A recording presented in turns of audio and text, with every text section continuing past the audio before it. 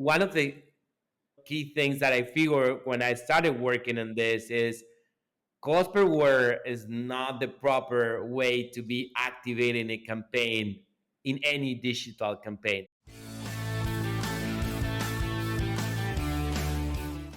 And welcome everyone to Slater Pod. Today on the podcast, we have Diego Antista. So Diego's the co-founder and CEO of Get Globy. Very, very interesting company. Discovered them recently. So Get Globy is an AI-powered platform that enables businesses to transcreate their ad campaigns into 100 plus languages. Hey Diego, thanks so much for joining today. Hi, Florian. How you doing? Thank you so much for this. Absolutely. Where are you based? What country? What city? What part of the world? I'm based in New York and I'm in the US, but I'm originally from Argentina. All right, but today joining from New York. So you had an interesting career, more than a decade with Google before you co-founded Get Globy. Tell us a bit more about professional background. What part of Google were you working at? And yeah, just a bit of the backstory here. Yeah, of course. I started working at Google in 2007 in the Latin America operations, opening business for agencies, for holding agencies, basically, and Argentina, then Mexico, Chile, Colombia, and Peru. And in 2014, I was having the opportunity to open the team of US Multicultural. US Multicultural was the team dedicated to activate campaigns in any language in the US that it was not English. Of course, that in the early days of multicultural, all the campaigns that it was basically Spanish, but then during the years, a lot of more languages were activated. And after that, I was working on the global team in Europe and believe it or not, in Russia, in Google Russia for a while. And then I was back in New York before deciding to create this company together with another Googler and my friend Juan Fusoni. So you said activate language. So what does that mean, activate a language at Google on the ad side? Every time that a campaign is trying to address a new language, and when I'm saying a new language, it's not always activating a new country. In many situations, for example, in the US, in Canada, or in Europe, is so many new minorities living in those countries that in many brands they find a great opportunity when they want to activate a language. And of course, when they are having like a global campaign, trying to address different regions in different countries. So when we say activate, it means that you need basically number one to figure out how to transcreate the campaign you have for the original country and the original language into the new region and the new and the new language. And were you the liaison between Google and like big accounts that were struggling with this process or? I remember that I started working in a U.S. multicultural team in 2013, and Google, to be honest, it was not making much money during those days. It's a 7 billion market in the U.S. for U.S. multicultural, and I was surprised because Google was usually getting 30% of cut of every media budget in the US, and I was not getting what's going on here. And I have, a great team during those days, and we were trying to figure out what was going on. And I was doing like a deep dive conversations with the whole holding agency CEOs in New York. And I remember one of them, Gonzalo, he told me, Diego, this is so easy. No one wants to pay for the translations. Uh, I don't know, just take one of my client. I think it was T-Mobile or Unilever, or one of those big fishes. They were saying, I have, just one campaign, I have more than 400,000 keywords and ads to be translated. It will be having a cost at that day more than $50,000 for a campaign budget for US multicultural of $50,000. And actually, so the cost of doing the translation of the campaign was the same of a whole budget dedicated for that. So we figured out that I was the roadblocker, and one of the things that I decided to do during those days, offering for certain big clients translations for free. And of course, what happened is I couldn't share Google numbers, but I remember that it was like 100x, the growth on the sales in the immediately in less than 4 years. And that is of course because the advertisers, they figure out that the whole process, it was so much easy, not only about the cost, the back and forth, trying to transcreate or translate a campaign is very complicated, especially with digital advertising, because you have so many stakeholders: the media agency, the translation agency, the reviewers, etc., etc., and everyone is trying, to do something in the middle that is actually created for a digital platform like Google or Meta or anyone. So that's a big pain point, I guess, that you saw and identified. And is that like kind of what triggered you to think about starting your own company? And then is that like the origin story of Get Globy? And just, tell us a bit more about if that's correct. And then what happened since, right? Starting the company, trajectory so far, etc. I remember during that day, I was figure out that it was a great opportunity to solve the issue for U.S. multicultural, basically for U.S. Hispanic campaigns. And I said it should be something easy to be doing this. And I was getting together with the other co-founder, with Juan. And Juan, he was the director at Google in Latin America for travel companies, American Airlines, Expedia, etc.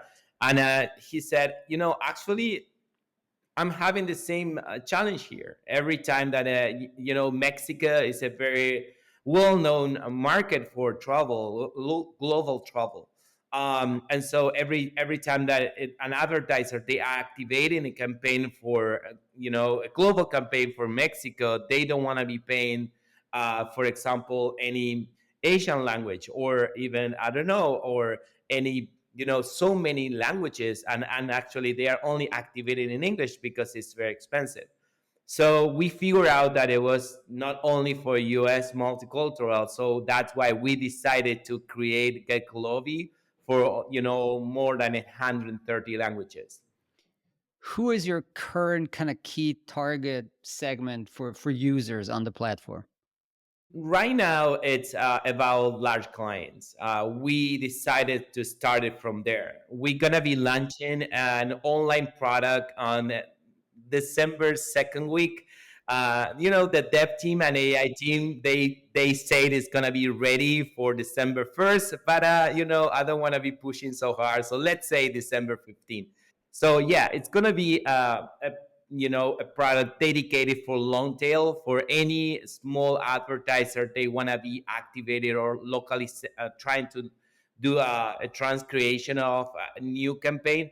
But today the platform was created, and the architecture was from scratch for big, what we call large global clients and global agencies.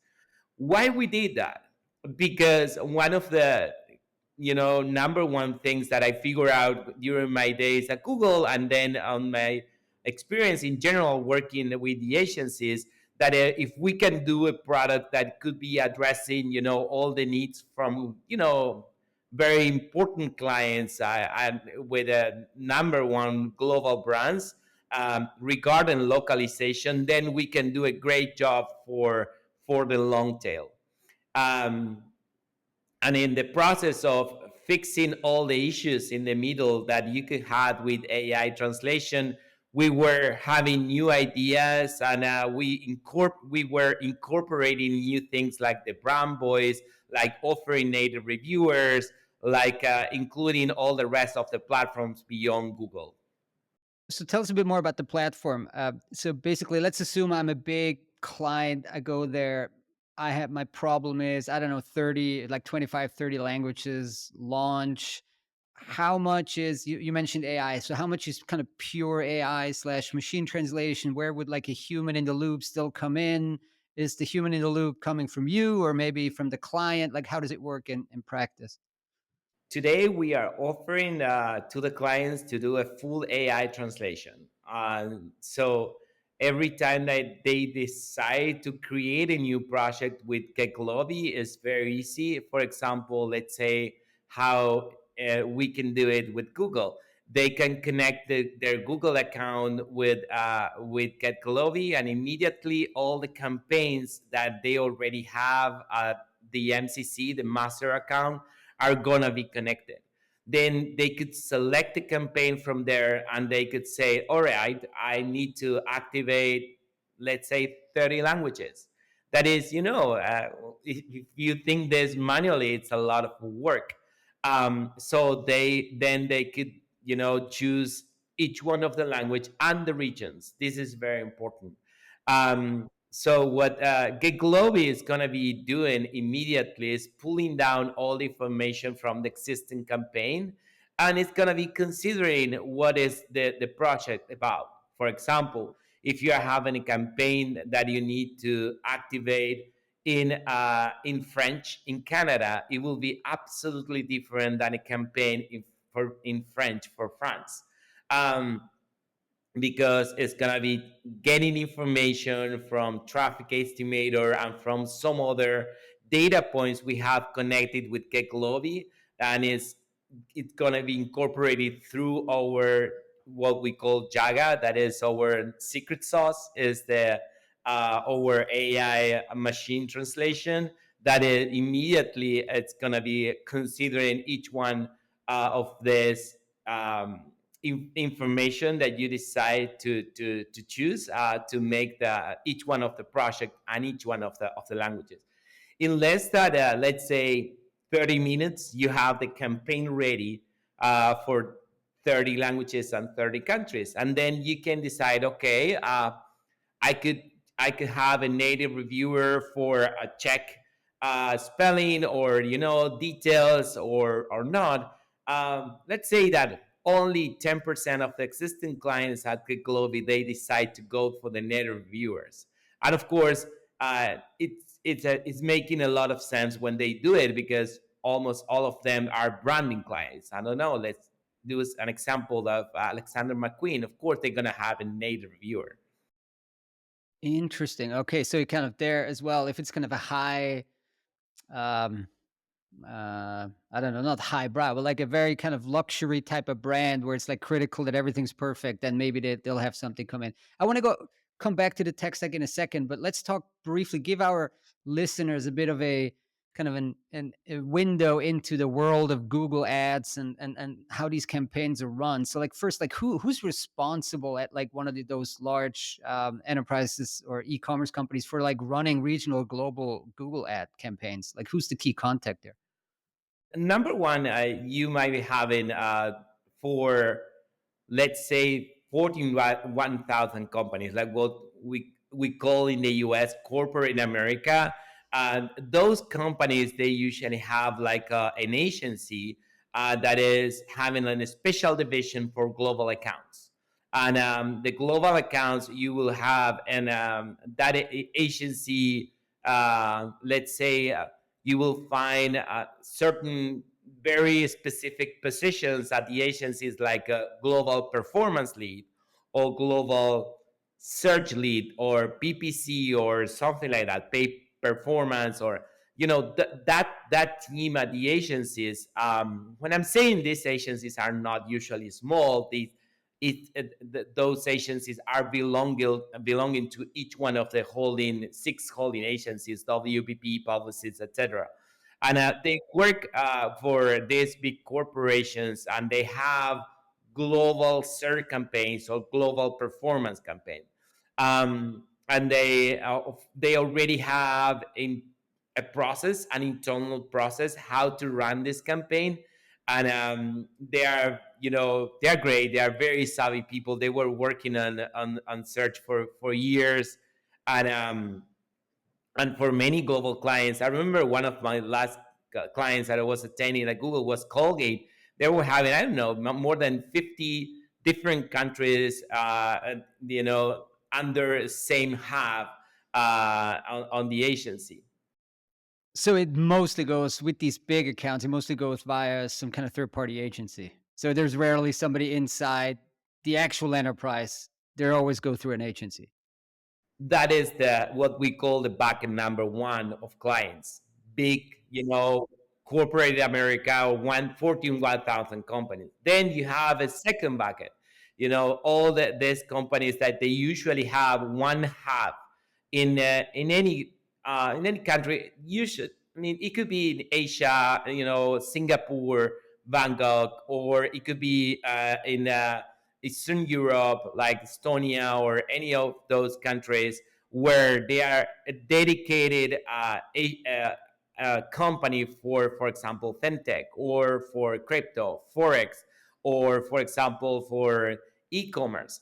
Then you have a lot of clients. It's not 1,000. Let's say, I don't know, it could be more than 60 or 70,000 clients around the globe where they are fully online clients that they are trying to figure out how to solve all the localization challenges. So if you compare with the type of client number one and number two, it's a whole different beast, because number one is very corporate. It's a global agency, many stakeholders, a lot of internal process. Company, I don't know, like Colgate, they have a lot of internal process about how to launch a new product. How they do it in Middle East is going to be very different, like Latin America, even the same product.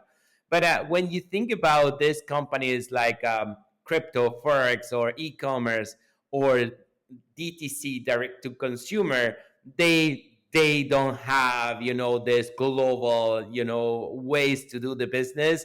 They just want to get the results. They are very results oriented, and that's why they like and they love Kaglovi, or because it's very easy for them to activate. Usually those teams are what we it's a different from the other group. It's a content team or localization team at each one of the companies, and they are usually not having many resources, and they have a lot of challenges. And this kind of combination to try to get a lot of sales, a lot of getting all the results, and at the same time trying to figure out how to solve all the challenge regarding localization. Now, you mentioned results. Like, what are some of the metrics they look for to know that they're getting results here? What are like top three metrics? When you are talking about the Google ad campaign, usually, I mean, for the global ads, I mean, for the global accounts, they are already running that campaign in the major countries, like in the US or in Europe. So what they do is then they try to have the same KPIs, for example, like CDR or the quality score, for certain important keywords, and when they are activated in different countries.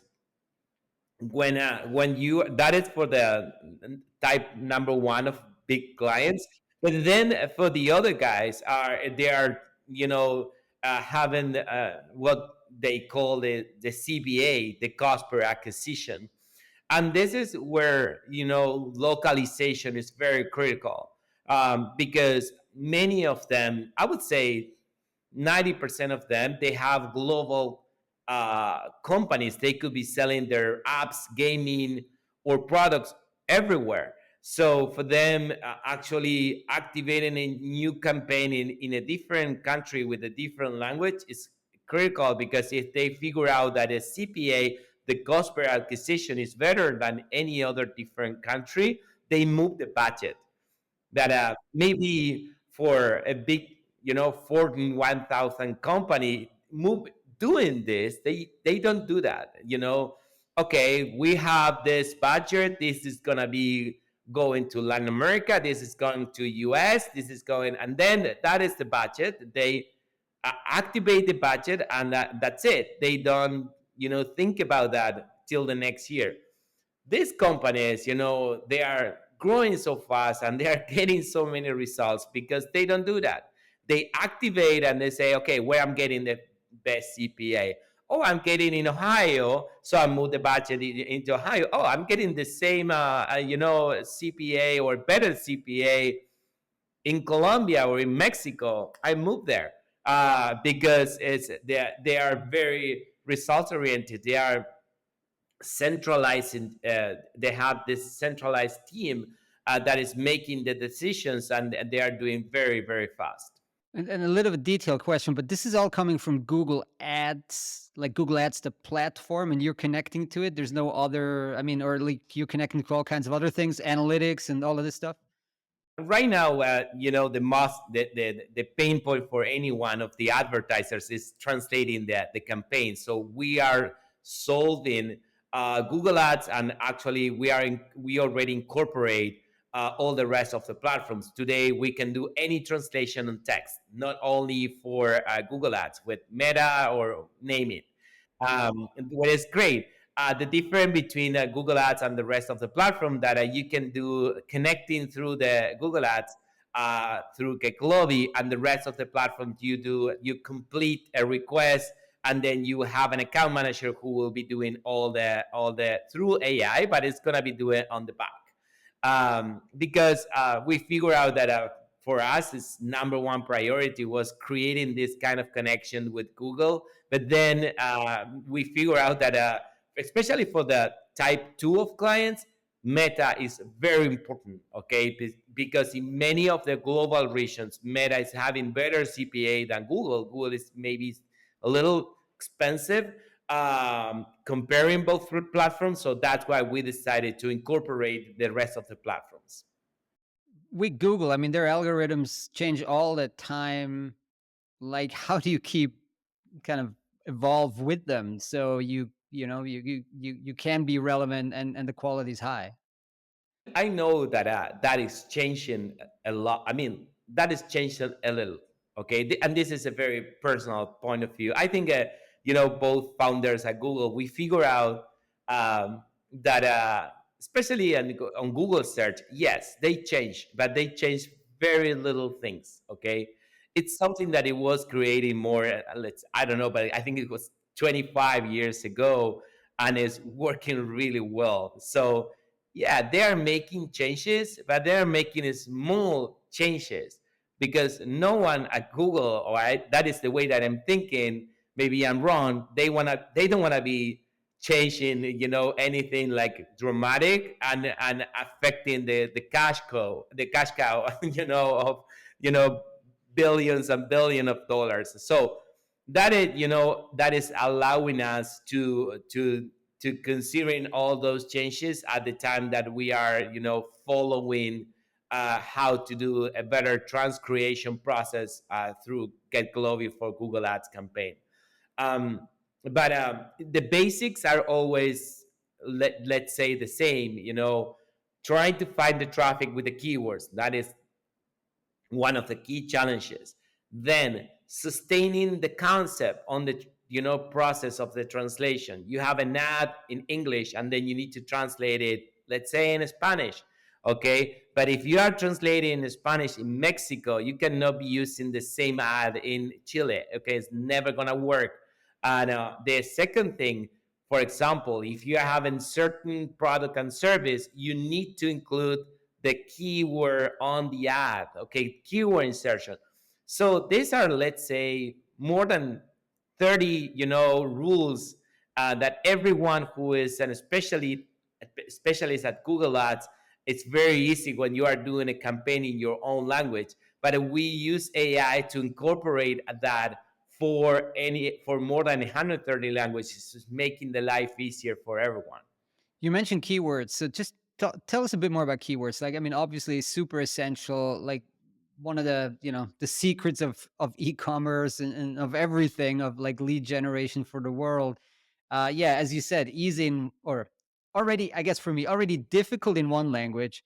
I can only imagine how difficult it is in 30 languages, and then you're solving keywords for not just one company, but hundreds of companies at scale on a tech platform.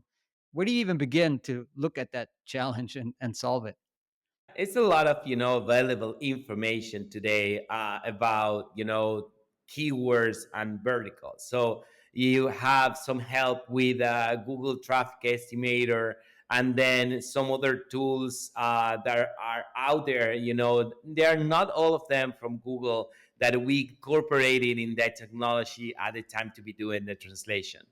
um, if you think about specifically for those countries with Google is number one on search, that is basically the whole world.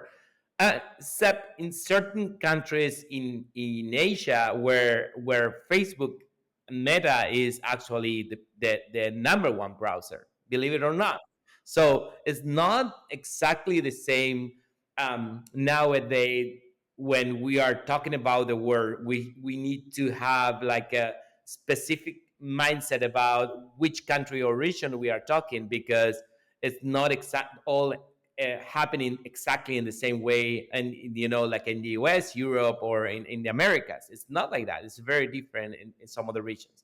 So but going back to Google, when in those specific countries where Google is the number one, over 90% of the search, you will find out that is certain keywords that are very important by vertical. So you have a vertical, then you have a sub vertical, and then those keywords must be included, because those are actually the broad term that is going to be bring you traffic. In general, specific for the very developed countries, like in the US, many of the brands, they are not a fun to be including like broad terms, because that is bringing a lot of traffic, but it's affecting the CPA. But when you are activating a campaign in a region that you don't know how your product is going to work, or you don't have much experience, we strongly recommend to include those specific broad terms, because it's gonna be bringing you traffic, okay, and you're gonna be having bidding on those special category in that specific region or country. You will see traffic on your landing page, and you can then, with all the rest of the tools, you can optimize. You cannot be optimizing over something that you don't have traffic. The key things about Keglobi is trying to figure out in the process of localization how to bring you traffic for those specific languages for those specific regions of countries. Now, you mentioned some of these luxury brands, and I'm sure a lot of other brands have very strict brand guidelines, brand voice, making sure that this is consistent across, at least like the top 10 or top 15 languages. How do you inject that in the system? How do you ensure that this is enabled for them? Yeah, that is one of the things we figured out during the last year. When we created the platform, we said, okay, now it's ready. We connected the Google Ads, and that so the brands, they can do it in a snap. We figured out that in some tests we were doing it with uh, one of one of the great holding agencies in London with Dentsu, the global team. They were doing some tests with what we call the elevator, what they were testing for free with brands like Gucci. Working with Gucci even for free in those testing the campaign, let me tell you guys, was very very challenging. The team, it's amazing. They know their product, and they know their audience so hard. I mean, in each one of the regions, when they were receiving the brief, and I could imagine, how I can't imagine how it was working before when they were doing the localizations with a human being, because it was so much information. I said we need to do something. That's why we created last year what we call the brand boys. The brand boys is where the brand, they could be choosing what they think is the ideal translation. Let's say they have a new product that need to be launched, I don't know, in Canada, and so what they say, hey, this is exactly how I would love to communicate in Canada in English, okay? And it could be anything. It shouldn't be a Google Ad campaign. It could be any translation that they love, we incorporate in the platform. And then they go through a very, easy form where they can just be pulling all the information they know about the audience, they know about how they would like to communicate their brand in that specific region. The more the merrier. Okay, so some other translations, and some translations they didn't like, and that is basically training Jaga. As much information is getting, the what we have at Jaga is like a little lion that is gonna be, trying to collect all the information. I mean, that is how it works on the platform. And then it's helping a lot at the time to improve the quality. We figure out that in the last 2 quarters, it was a dramatic increase after we incorporated the brand voice process. So interesting because you're one of the most recent startups in the kind of automated localization space, and almost like you've been around just a little longer than ChatGPT has been a thing, right? And all these capabilities that these large language models bring. So for you, it seems like this kind of rewording and like training on the fly and all of these kind of things that historically were extremely advanced or even impossible are kind of something very like a natural capability. Tell us a bit more how when you started. Well, okay, ChatGPT and large language models weren't around. I mean, large languages were, but ChatGPT wasn't. But like you started, and then a year ago this hits. Like, what did you think about it, and how do you think? Well, this is gonna help us make more advanced features for the platform. Yeah, just tell us about that thinking, and then transition into maybe explain a bit more about Jaga, what it is, and how you build it, and how you customize it. I remember when we started working over Geglobi, like it's gonna be like 3 years. Okay, I remember one of the first round we did with the pre-seed investor, angel investors. We will talk. Hey, we are testing with OpenAI. We are one of the first beta testers about OpenAI. Uh, it was not it was ChatGPT, and the number one version that no one was even talking 3 years ago. And then the investor saying, "What? I mean, what are you talking about?" And so, and it's fun, and even some VCs, and during those early conversations, they were saying, "What?" And it's fun. But then on the round we did in 2022, they were saying, "Oh, you are testing with OpenAI. That's good." I mean, I said, "Okay, now you know what we are talking." Um, yes, I need to thank to Juan, my co-founder. He was start talking to me about CBD and AI, specific, new technologies, more than 3 years ago when we started discussing about this project.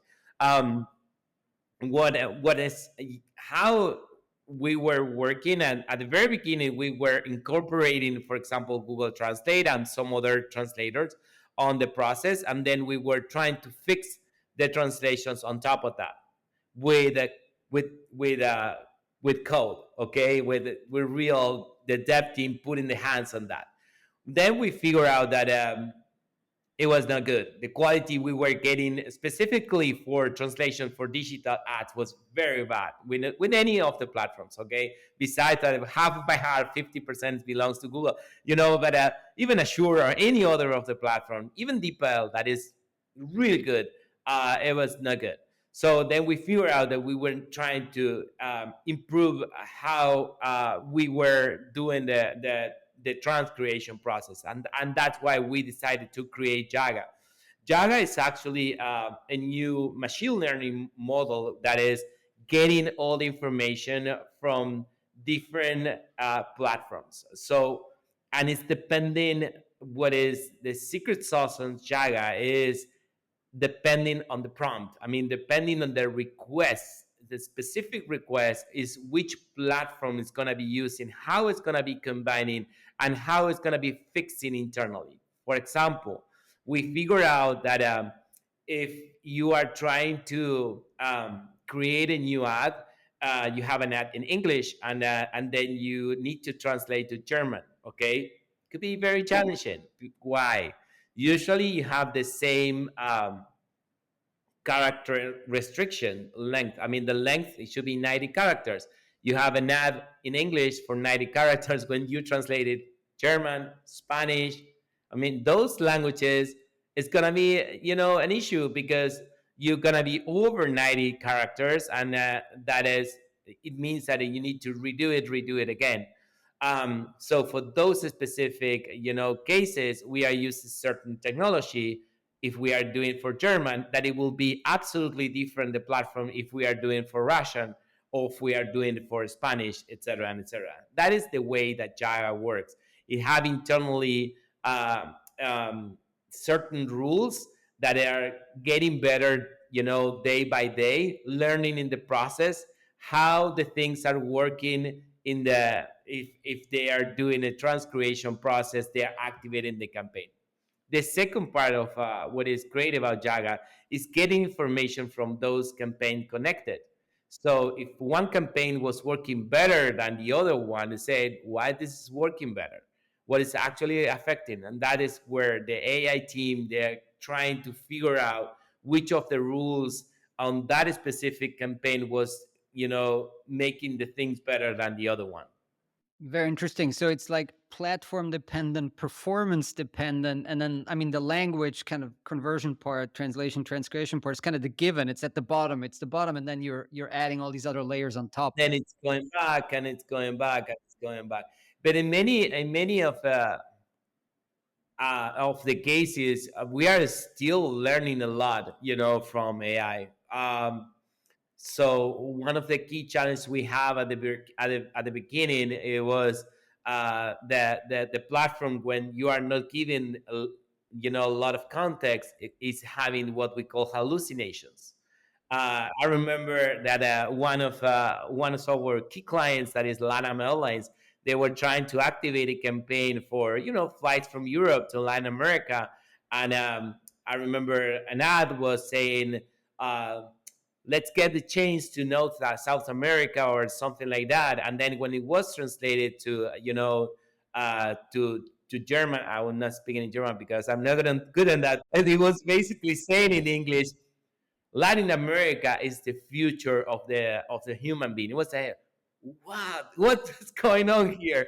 And it was like the AI team saying you are not creating enough, information. So the platform is just dropping and some options. Of course, that is creating internally, some process that is gonna be okay. This ad is not good. It's going out. But yeah, it's a still a lot of learning process. Again, when you are thinking about OpenAI and the rest of the technologies, Jasper, etc., and etc., that is like the mother technology, and we are connecting with that. But then it's a lot of work how you are combining and how you are training and giving the information to get the best. Because if not, it's not only about just dropping and getting. Okay, it's the quality is still. You need to have you need to give a lot of context to any of the technology, Jaga or OpenAI, to get a better result. And in terms of the language, the target language is, I guess, it's just the top, Spanish, Chinese, Portuguese, German, like the European languages. But like, is there? You mentioned you do 100, but like, is there a drop off where like it gets really complicated once you have languages that are, of lesser diffusion, that where a lot less data is around, etc. One of the key languages, I remember that it was Polish is a very challenging language in Europe. Okay, in terms of doing the translations and etc., and try to address, because it was always very complicated. And then when you have, I think it's if you allow me, it's like I like numbers. So, but if you think about in this way, it's a matter of the size of a population you have and the complexity of the language.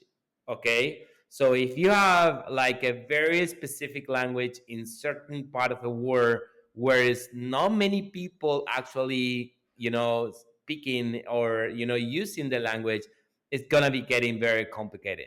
Because then you have, for example, India. In India, it's more than 40 different languages, not dialects, 40 different languages.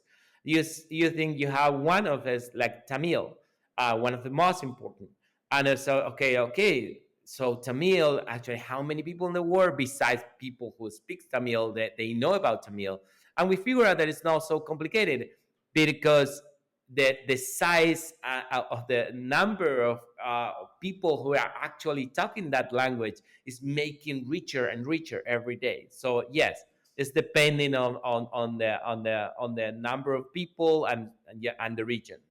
So you did mention that you're launching that kind of more self-serve version in like December. Anything else around the corner that you can disclose? Product roadmap? What can we expect in next few months, 2024? Next year we're gonna have a new tools that are gonna be allowing to create social content, okay, in more than 130 languages. Every time that you are having a campaign, I don't know, let's say for e-commerce or direct to consumer, today you don't only need to activate a campaign on Google or Meta, then you need to be creating a lot of content around the product, okay? And doing that today, it sounds very easy with AI, but incorporating the brand voice, incorporating the performance on the campaigns on the back, and then finally incorporating the additional information is gonna be making that content in more than 130 languages much more better. That's what we're gonna have for next year. Besides that, in by the, let's say, half of December, any client around the world, they could be activating a new campaign at Google or any other of the platform for a flat fee of $10 per month. So we are launching a very very low cost activation because we want more people testing the tool. Of course, it's gonna have a cost, for us, because this is increasing the all the data that we are managing. But as time that this is getting bigger, we have more campaigns. Jaga is getting better in terms of conversions, knowing it more about different languages and different regions, different verticals, what it should be better, which keywords, etc. Very, very interesting. Yeah, I mean, I think OpenAI and some of these APIs aren't super cheap, but let's see if $10 covers this for you guys per month. I'm sure you have like some fair use clause in this or something like that, where if they start doing like tons and tons. It's going to be a restricted amount of credits. We're not doing the cost per word. We want to be, out of that model. And we think that for digital advertising and for the new days, cost per word is outdated. So it's going to be credit. And those credits are going to be some kind of link with words, but with some other things, like new activations, new campaigns, etc. I love when you say like cost per word is outdated. So you've been in this kind of the I guess localization industry now for like a couple of years. Like, what was your journey like? Like coming from, in a sense, the outside, being aware of this big problem that there is, but then like, oh, there's this huge kind of industry with like 10,000 companies that's kind of involved in this translation problem. Can you just tell us a bit more about like how did you what was the feeling coming into this and like discovering all these kind of nooks and crannies of this industry? I think it was great. I figured out that it's very old companies that they are doing a great job. Okay, and especially when you are thinking about not for digital advertising or for marketing assets. Okay, you are thinking about book. I don't think that it's gonna be a while. It's gonna be taking a long time to be translating a book by AI. I don't see that today, of course, and is gonna still is it's a lot of things, to getting better, and so many other things. But I one of the key things that I figure when I started working on this is cost per word is not the proper way to be activating a campaign in any digital campaign, because basically you could have a very small client with only $1,000 of budget for selling, I don't know, this, cable, okay, on Amazon. And actually he will be needing maybe thousands of keywords for certain specific characteristics of that cable, okay? And that small client is going to be strongly affected if you are using cost per word. And then you may be an automaker, they don't need so many, keywords.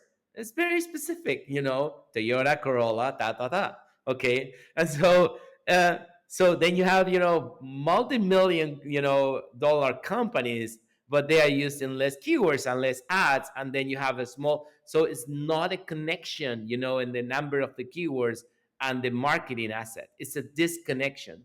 And so that is what we were trying to, at the time that we were um, activating and creating a Globi, that we were offering to our clients a flat fee, because if they are using AI, let's do it with a flat fee. Besides that, we are having an additional cost if they are using more. Okay, because that is the way to unlock opportunities, like open new markets, open new regions, and open new languages. Great. Well, that was super interesting. Thanks so much, Diego, for taking the time today. Really appreciate it. Thank you very much. It was great.